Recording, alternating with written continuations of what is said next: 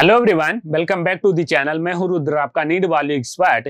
आज इस वीडियो में बात करने वाले हैं बहुत इंपॉर्टेंट टॉपिक के ऊपर। आपके नीट एग्जाम से रिलेटेड जो सुप्रीम कोर्ट में कार्रवाई होनी थी, आखिर अभी तक उसमें क्या क्या बातें हुई, सुप्रीम कोर्ट ने क्या कहा है, जो याचिकाकर्ता थे उन्होंने क्या कहा है, क्या एनटीए क्या चाहता है, रीनीट होगा कि नहीं होगा, गवर्नमेंट क्या चाहता है, नीट करवाएगा कि नहीं होगा, यहाँ पे सारी चीजों के बारे में बात करेंगे। आपको पता कुछ बच्चे ऐसे हैं जो रीनीट की मांग कर रहे हैं और कुछ बच्चे ऐसे हैं जो कि नो रीनीट की मांग कर रहे हैं। सभी चीजों को कंप्लीट बात करने वाले हैं और कुछ कंप्लीट डिटेल एनालिसिस जो कि आपके जानना जरूरी है। आखिर आगे आने वाली कार्रवाई में यानी कि 11 जुलाई को क्या फैसला हो सकता है, क्या रीनीट का आदेश दे सकता है सुप्रीम कोर्ट, क्या आपका नो रीनीट का आदेश दे सकता है, सारी चीजों को डिटेल एनालिसिस करेंगे। तो चलिए बात करते हैं अभी तक कार्रवाई क्या हुई। सबसे पहले सुप्रीम कोर्ट में कल हियरिंग थी जिसमें से 38 पिटीशन पड़े हुए थे नीट से रिलेटेड पूरे देश में, जिसको सुप्रीम कोर्ट ने कंपाइल किया। और वहां पे जो 34 पिटीशन थे वो डिफरेंट स्टूडेंट ग्रुप के द्वारा और कोचिंग ग्रुप्स के द्वारा डाले गए थे। कुछ नो रीनीट की मांग कर रहे थे, कुछ रीनीट की मांग कर रहे थे। वहीं 4 पिटीशन एनटीए के द्वारा डाले गए थे और गवर्नमेंट के द्वारा डाले गए थे जो कि नो रीनीट के लिए कह रहे थे। अब यहाँ पे क्या क्या सुप्रीम कोर्ट में क्या क्या कार्रवाई हुई, क्या क्या सुप्रीम कोर्ट ने कहा, सारी चीजों की बात करते हैं। यहाँ पे आपको कुछ टाइमलाइन जानना जरूरी है कि अभी तक हुआ क्या और क्या एनटीए कहाँ पे झूठ बोल रहा है या कहां पे पेपर लीक हुआ है, उसके बारे में बात करें। सबसे पहले 5 मई को आपका नीट का एग्जाम हुआ जिसमें कुछ ऐसे सेंटर थे जहां पे पेपर लीक हुआ, जैसे राजस्थान का सवाई माधोपुर। इस सवाई माधोपुर के सेंटर में बच्चों को पहले एग्जाम से पहले 5 मई को जो एग्जाम होने वाला था 2 से 5 बजे से पहले बच्चे सेंटर से बाहर आ गए और उनके लिए एनटीए ने कहा है कि वहां पे गलत पेपर दे दिया गया था, जिनको फिर से सुधार लिया गया है और कहीं पे भी पेपर लीक नहीं हुआ है। यहाँ पे एनटीए का एक बात समझना जरूरी है। एनटीए ने क्या कहा है, पूरे देश में कहीं भी एक भी पेपर लीक नहीं हुआ है। एक सेंटर ऐसा था जहां पे बच्चे बाहर आ गए थे क्योंकि उनको गलत पेपर दे दिया गया था और उसको बाद में सुधार लिया गया और उनको पेपर फिर से करवा गया है, जो कि पूरी तरीके से यहाँ पे वैलिड है। फिर आगे एनटीए कहता है कि यहाँ पे पूरे देश में कोई पेपर लीक नहीं हुआ, सबसे पहली बात। फिर नेक्स्ट डे में जब पता चलता है कि नहीं, पटना में कुछ ऐसे सेंटर रहे जिनमें बच्चों को पहले ही पेपर दे दिया गया था, यानी 4 मई को ही पेपर उनको दे दिया गया था, जो पेपर वो रट रहे थे और सेम पेपर 5 मई को उनके एग्जाम में आया। एक कैसे पता चला जावे, पटना के अंदर कुछ एफआईआर रजिस्टर हुई और कुछ लोग गिरफ्तार हुए। फिर भी एनटीए ने क्या कहा, नहीं, एक कंप्लीट फॉल्स न्यूज है और यहाँ पे कोई भी पेपर लीक नहीं हुआ। फिर चीजें आगे चलती रही, कार्रवाई होती रही। फिर कुछ स्टूडेंट को पिटीशन डाला गया, नहीं, यहाँ पे पेपर लीक हुआ है। फिर एनटीए ने धीरे धीरे मानना शुरू किया कि हाँ, कुछ 1-2 सेंटर हैं जहाँ पे क्या हुआ है, पेपर लीक हुआ है। फिर एफआईआर की कॉपी आ गई। एफआईआर की कॉपी से भी जो पेपर लीक करने वाले थे उनको जब पकड़ा गया, उन्होंने कंप्लीट कबूला कि क्या पेपर लीक हुआ है। उन्होंने कहा हाँ, मुझे पेपर मिला था, 4 मई को ही पेपर मिल गया था और सेम पेपर अगले दिन एग्जाम में आया है। फिर एनटीए ने माना हाँ, एक सेंटर पटना में पेपर लीक हुआ है। फिर क्या होता है, आपका रिजल्ट आता है 4 जून को। रिजल्ट आने वाला था 14 जून को, रिजल्ट आता है 4 जून को, जब पूरा देश इलेक्शन के माहौल में डूबा हुआ था। पूरी मीडिया, पूरी सोशल मीडिया, पूरा देश, पूरा वर्ल्ड कह सकते हैं, भारत के इलेक्शन में डूबा हुआ था। तब एनटीए क्या करता, धीरे से रिजल्ट जारी कर देता है और किसी को पता ही नहीं चलता कि आखिर रिजल्ट आया है क्या। सबसे बड़ी परीक्षा पूरे देश में एग्जाम, मेडिकल एग्जाम से रिलेटेड है और इतनी चोरी से एग्जाम का रिजल्ट जारी कर दिया जाता है जब पूरा देश क्या हुआ है, एग्जाम में इलेक्शन के रिजल्ट में डूबा हुआ है। अब वहां पे क्या होता है, अगले दिन पता चलता 5 जून को पता चलता है कि नहीं, कुछ गड़बड़ हुई है। फिर भी चीजें दबी रह जाती हैं क्योंकि अभी भी पूरा देश, पूरी सोशल मीडिया एक रिजल्ट को लेकर, इलेक्शन को लेकर बिजी है। 6 जून को धीरे धीरे पता चलता है कि कुछ बच्चे ऐसे हैं जिनको 718, 719 मार्क्स मिले हैं एग्जाम में, जो कि कभी नीट के जैसे एग्जाम में पॉसिबल ही नहीं होते। नीट जैसे एग्जाम में या तो 716 मार्क्स आ सकते हैं या तो 715 मार्क्स आ सकते हैं, कभी भी 717, 718, 719 मार्क्स पॉसिबल नहीं है। यहाँ पे फिर पता चलता है कि अभी तक एक बच्चे टॉपर होते थे, 2 बच्चे टॉपर होते थे, मैक्सिमम 3 बच्चे, 4 बच्चे हो सकते थे टॉपर। आपके अचानक से 67 स्टूडेंट ऐसे हैं जिनको मिल गया 720 में से 720 मार्क्स। उसमें भी कुछ ऐसे बच्चे हैं जिनके रिजल्ट अगर आप देखें तो कैसा था कि उनके सरनेम ही नहीं थी और सभी के सभी बच्चे एक ही स्कूल से थे, एक ही क्लासरूम में बैठे हुए थे। अब यहाँ पे धीरे धीरे एनटीए की गलती समझ में आ रही है। यहाँ पे एनटीए जो लगातार झूठ बोल रहा था कहीं पे पेपर लीक नहीं हुआ है, अब यहाँ पे धीरे धीरे पकड़ना शुरू कर रहे हैं। सबसे पहली बात, एक ही सेंटर पे इतने सारे टॉपर कैसे, इसके बारे में एनटीए ने कहा कि यहाँ पे पेपर लीक नहीं हुआ था, उनको ग्रेस मार्क्स मिला था इस वजह से, और पेपर बच्चे ज्यादा थे, पेपर का लेवल कम था, इस वजह से क्या हुआ है, टॉपर बढ़ गए। फिर यहाँ पे पता चलता है जो 615 620 कट ऑफ जाना था वो कट ऑफ 650 पहुंच गया है। वो भी एनटीए कहता है कि पेपर का लेवल इजी था, इस वजह से इतना ज्यादा कट ऑफ गया है। अब यहाँ पे धीरे धीरे स्कैम खुलना चालू हुआ है। फिर पता चलता है कि कुछ ऐसे सेंटर थे जैसे राजस्थान के कुछ सेंटर, कर्नाटका के कुछ सेंटर, हरियाणा के कुछ सेंटर, जहां पे एक ही क्लासरूम के एक ही कॉलेज के बच्चों को लगातार 1 से लेकर 6 तक है, सभी को 6 बच्चों को क्या मिल गया, 720 में से 720 मार्क्स। एक कैसे पॉसिबल है? अभी एनटीए धीरे धीरे यहाँ पे झूठ उनका पकड़ा जा रहा है। अभी चीजें सुप्रीम कोर्ट में गई।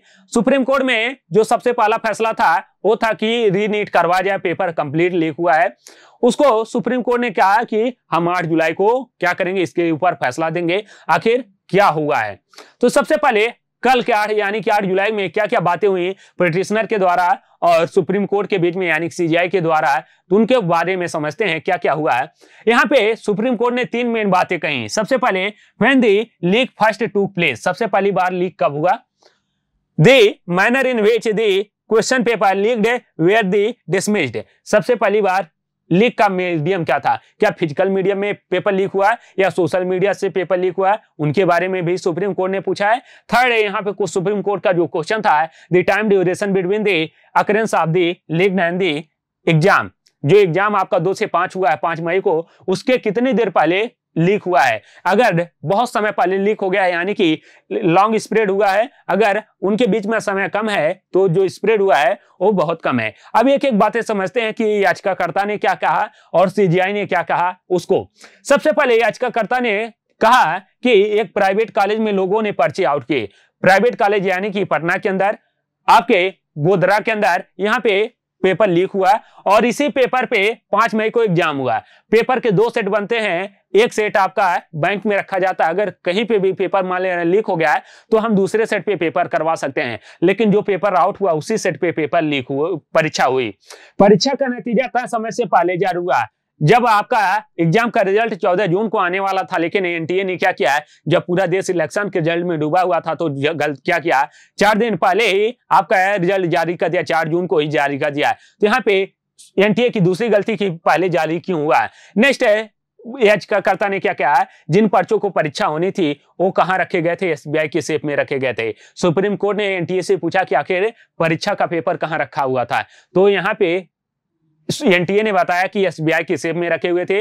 और फिर यहाँ पे पूछा है कि जिन पर्चियों को किसी मुसीबत के समय इस्तेमाल किया जाना था वो कहां रखे गए थे, केनरा बैंक में रखे गए थे। ये किसने बताया, एनटीए ने बताया। फिर यहाँ पे साल 2020 में केवल एक अभ्यर्थी को फुल मार्क्स मिले थे, ये किसने बताया, याचिकाकर्ता ने बताया। 2020 में एक बच्चे को फुल मार्क्स यानी 720 में से 720 मिले थे।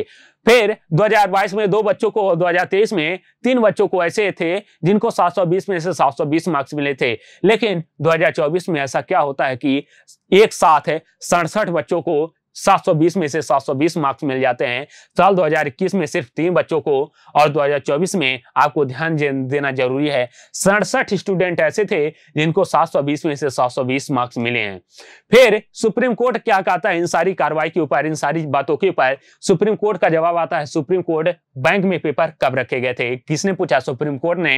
किससे, एनटीए से। तो एनटीए ने जवाब दिया कि 4-5 दिन पहले। फिर सुप्रीम कोर्ट कहता है कि एग्जैक्ट डेट बताइए कि आखिर कब रखे गए हैं और कितने दिन पहले इसको निकाले गए हैं। तो एनटीए कहता है कि 5 मई को निकाले गए हैं सुबह 11 बजे। यहाँ पे आपको टाइम जानना जरूरी है। ये सारी चीजें सुप्रीम कोर्ट आखिर क्यों पूछ रहा है, क्योंकि सुप्रीम कोर्ट है कहा है कि कुछ बातें जरूरी हैं। अगर हमें टाइमलाइन पता चलती है कि कितनी देर पहले पेपर लीक हुआ है, उससे हम पता लगा सकते हैं कि आखिर पेपर का स्प्रेड कितना है, क्या पेपर मास लेवल पे लीक हुआ है या फिर किसी 1-2 जगहों पे लीक हुआ है। ये टाइमलाइन जानना जरूरी है, इसलिए सुप्रीम कोर्ट इन सारे टाइम को पूछ रहा है।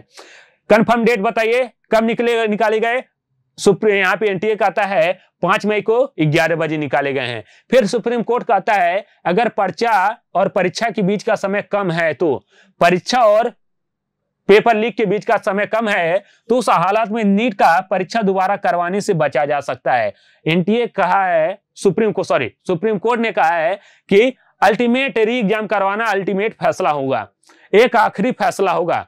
लेकिन अगर हमें ये पता चल जाता कि पेपर का स्प्रेड कम है, केवल हम उन लोगों को आइडेंटिफाई कर लेते हैं जिन्होंने आपको पेपर लीक किया है या जिनको उस पेपर लीक का लाभ मिला है, तो हम री नीट करवाने से बच सकते हैं।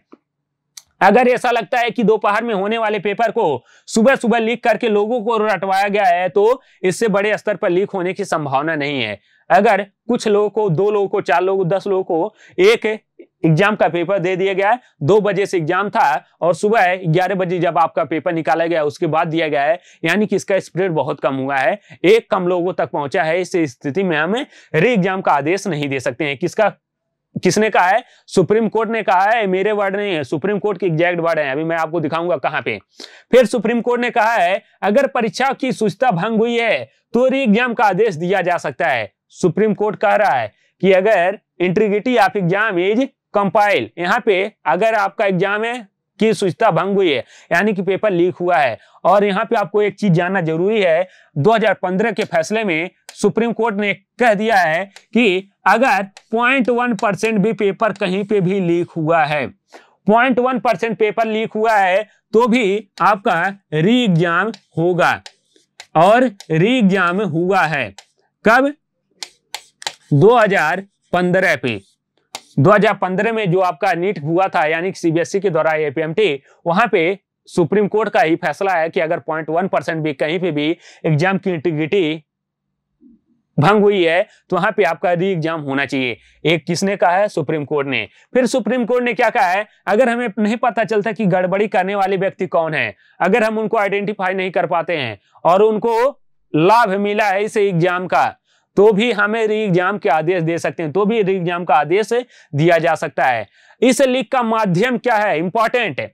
इस लीक का माध्यम क्या है? आपको पता है सोशल मीडिया पे बहुत सारे वीडियो हैं, बहुत सारे ऐसे प्रूफ चल रहे हैं जहां पे टेलीग्राम पे दिखाया गया है कि 4 मई को ही, 4 मई को ही एग्जाम का पेपर टेलीग्राम पे आ गया था। अगर टेलीग्राम पे 4 मई को ही पेपर आ गया, यानी कि पेपर का स्प्रेड बहुत बड़ा है। और अगर पेपर का स्प्रेड बहुत बड़ा है, अब क्या प्रूफ करना है? जिन्होंने पिटीशन डाला है उनको प्रूफ करना है कि हाँ 4 मई को ही पेपर कहां पे, सोशल मीडिया पे आ गया है। ये चीज अगर प्रूफ हो गया है, सुप्रीम कोर्ट ने इसके लिए 4 दिनों का समय दिया है कि आप 4 दिनों में पूरा 10 पेज का कंप्लीट नोट बताइए, कंप्लीट है अपना वो दीजिए कि आखिर री नीट होना चाहिए कि नहीं होना चाहिए, आखिर अगर री नीट होना चाहिए तो क्यों होना चाहिए, उस पर कंप्लीट है डिटेल मांगा है पिटिशनर से। और एनटीए से भी जवाब मांगा है कि अगर री नीट आप नहीं चाहते हैं तो क्यों नहीं चाहते हैं, आप कंप्लीट सबूत दीजिए इस चीज का।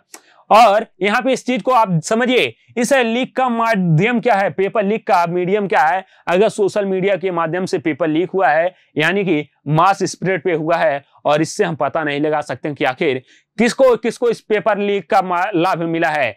और अगर सोशल मीडिया के जरिए लीक हुआ है, इसका मतलब बड़े स्तर पर लीक हुआ है। और इस केस में भी हम क्या कर सकते हैं, आपको री नीट का आदेश दे सकते हैं। अगर सोशल मीडिया से हुआ है तो यहाँ पे री नीट का आदेश दिया जा सकता है सुप्रीम कोर्ट के द्वारा। ये चीज आपको जानना जरूरी है।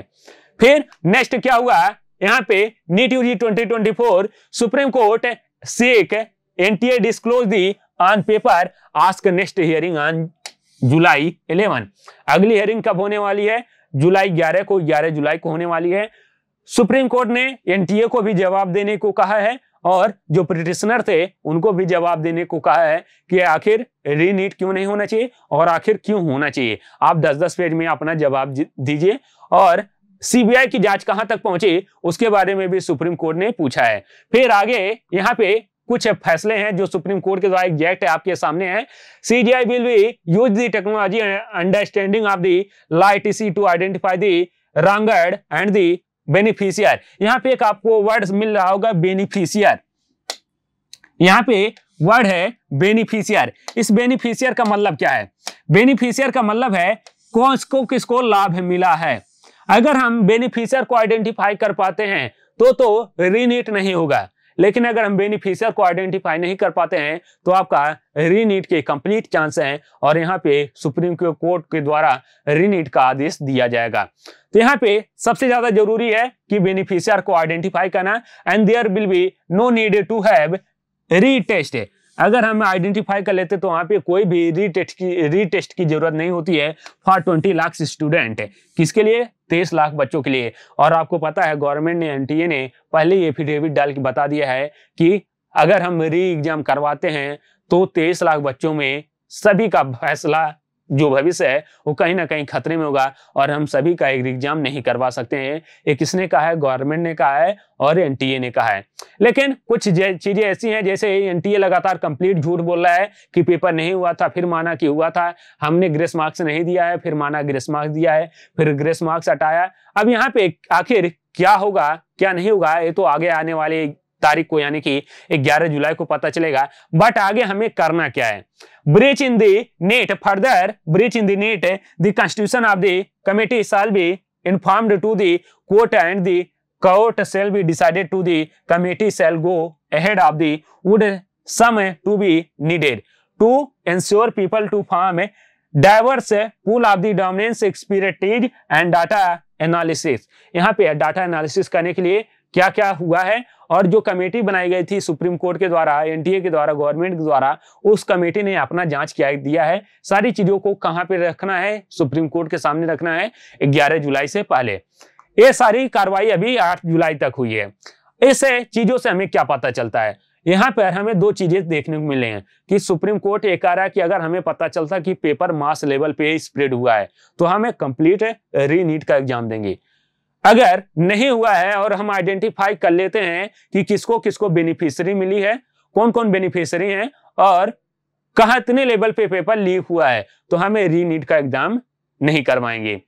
अब ये जरूरी है कि जो 3 दिन का समय है इसमें एनटीए क्या जवाब देता है कि आखिर कितने लोग बेनिफिशियरी हैं। अगर एनटीए आइडेंटिफाई कर लेता है, सीबीआई आइडेंटिफाई कर लेती है कि इतने लोग एग्जैक्ट है आपके बेनिफिशियरी हैं तो रीनीट नहीं होगा, और अगर आइडेंटिफाई नहीं कर पाती हैं तो रीनीट का आदेश दिया जा सकता है। ये सुप्रीम कोर्ट का फैसला है।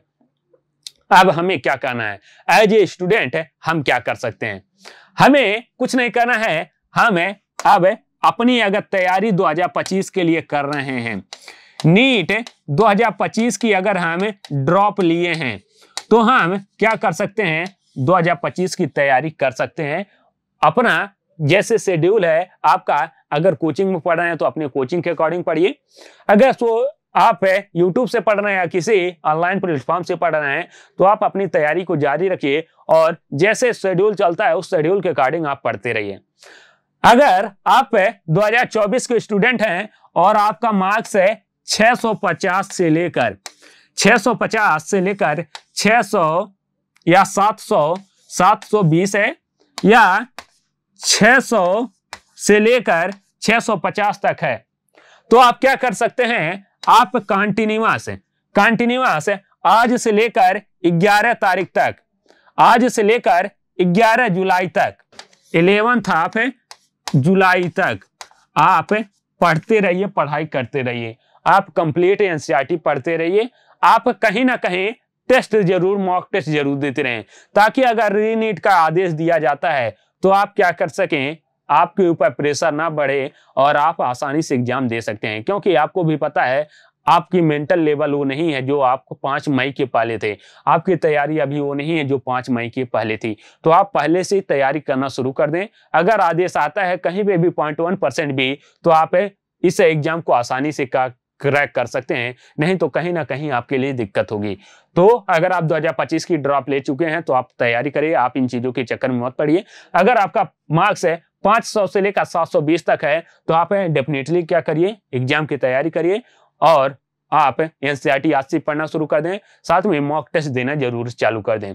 यह है आपका अभी तक का फैसला। आगे जो भी आएगा मैं आपके सामने लेकर आऊंगा और कंप्लीट डिटेल एनालिसिस, उसके लिए आप स्टे ट्यून रहिए हमारे चैनल पे। अगर अभी तक सब्सक्राइब नहीं किया चैनल को सब्सक्राइब कर लें ताकि नीट से रिलेटेड जितने भी अपडेट हैं आपको मिलते रहें।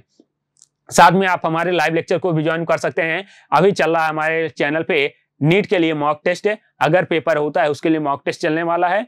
वो मॉक टेस्ट आपको बहुत ज्यादा जरूरी है और बहुत ज्यादा हेल्प करने वाला आपके एग्जाम में अगर होता है तो एक अच्छा मार्क्स स्कोर करने में। साथ में आप हमारे नीट अचीवर प्लस बैच को भी ज्वाइन कर सकते हैं, जहां पे हम लोग complete NCERT line to line पढ़ते हैं और उससे रिलेटेड जितने भी मॉक टेस्ट है, क्वेश्चन है, सभी को करते हैं। तो मिलते हैं नेक्स्ट वीडियो में, तब तक के लिए सभी को थैंक यू, सभी को नमस्ते और गुड बाय।